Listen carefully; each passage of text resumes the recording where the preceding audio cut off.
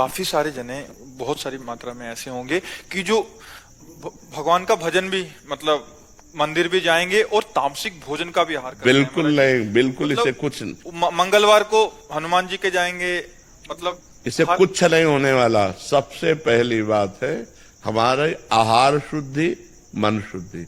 देहाती भाषा में कहते हैं जैसा खाओ अन्न वैसा बने मन। देखो, अगर हम शास्त्र की आज्ञा का पालन नहीं करेंगे और मनमानी आचरण करेंगे तो नरक जाओगे। पहले आहार शुद्धि, मन शुद्धि। अगर जैसा खाओ अन्न वैसा बने मन। किसी भी प्राणी को दुख देना। हनुमान चालीसा का भी पाठ करते हैं। ये अपनी वासनाओं की, अपनी जिह्वा को थोड़ा रोको यार। शराब पीते हो, मांस खाते हो, अंडा खाते हो, इस तरह के व्यवहार करते हो और हनुमान जी और शंकर ये ऐसे प्रसन्न हो जाएंगे, ऐसे काम बन जाएगा? कुछ नहीं बन जाएगा।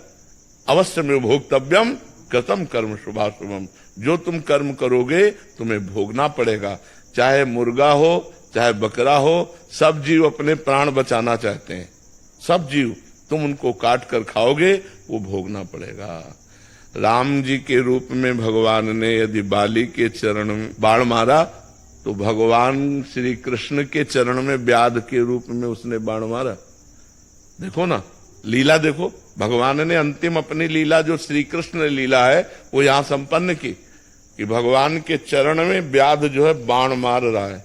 अब आप विचार करो, जब वो सरकार समर्थ होते हुए भी अपने लीला का लीला दर्शन कराते हैं। श्रवण कुमार के वध का संयोग बन गया दशरथ जी के हाथ से, शब्द वेदी बाण मार दिया।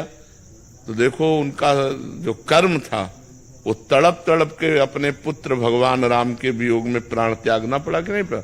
भगवान उसको मिटा सकते थे लेकिन भगवान नहीं मिटाते। अवश्य में वो भोक्तव्यम गीता जी में कहा है। इसलिए हमारी प्रार्थना है कि तमोगुणी भोजन का त्याग करो, सात्विक भोजन और संयम से रहोगे तो तुम में जो बल आएगा वो एक महान पवित्र बल होगा। आज बल नहीं दिखाई देता, चेहरे में कांति नहीं है, विचार में पवित्रता नहीं है। ऐसा नहीं, हम पशु नहीं हैं, हम मर्यादा से चलने के लिए हैं। हमारी मर्यादा बनाई गई, शास्त्र मर्यादा हमारी कानून व्यवस्था है। यदि हम शास्त्र मर्यादा से चलेंगे, शास्त्र कानून से चलेंगे तो हमारा मनुष्य जीवन सार्थक हो जाएगा, नहीं तो निरर्थक हो जाएगा।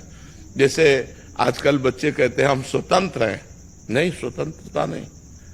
माता पिता की आज्ञा की परतंत्रता, शास्त्र की आज्ञा की परतंत्रता, गुरु की आज्ञा की परतंत्रता, कानून की परतंत्रता, अगर ये स्वीकार करोगे तो स्वतंत्र हो जाओगे।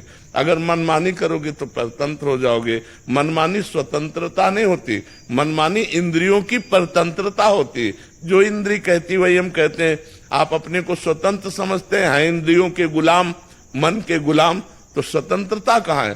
स्वतंत्रता तब होगी जब हमारी बात पुनः समझ ले, शास्त्र आज्ञा के अधीन चलोगे, गुरु के अधीन चलोगे, संतों की वाणी के अधीन चलोगे। भगवान शास्त्र और संतों के रूप में विराजमान है तो आप स्वतंत्र हो जाओगे, माया मुक्त हो जाओगे। तो आचरण और भोजन ये दो का बहुत बड़ा योग है। अगर हमारा भोजन ठीक तो हमारे आचरण ठीक होंगे, हमारे आचरण ठीक तो हम भगवान को प्रसन्न कर सकते हैं। गंदा आचरण। अभी कल परसों एक प्रश्न आया था कि गांव देहात में महाराज जी क्या है कि छोटे छोटे देवी जी के मंदिर हैं और गांव में किसी के घर में बच्चा हो रहा है या शादी हो रही है तो महाराज जी बकरा लेके और फिर उसका वो करते हैं, बलि देते हैं। फिर महाराज जी फिर पूरे गांव वाले आते हैं, फिर पूरा मांस वो करते हैं। मंदिर भी जा रहे हैं महाराज जी, देवी की आराधना भी कर रहे हैं। ये सब भोजन, ये आसुरी वृत्ति है, इससे भगवत प्रसन्नता नहीं होती। हम सबको ये बताना चाहते हैं, जगदम्बा को जगत जननी कहते हो तो बकरे की भी माँ है। जगत जननी है ना, माँ अपने पुत्र की बलि से प्रसन्न कैसे हो सकती है? हमें तो नहीं समझ में आता। और जब वो जगत जननी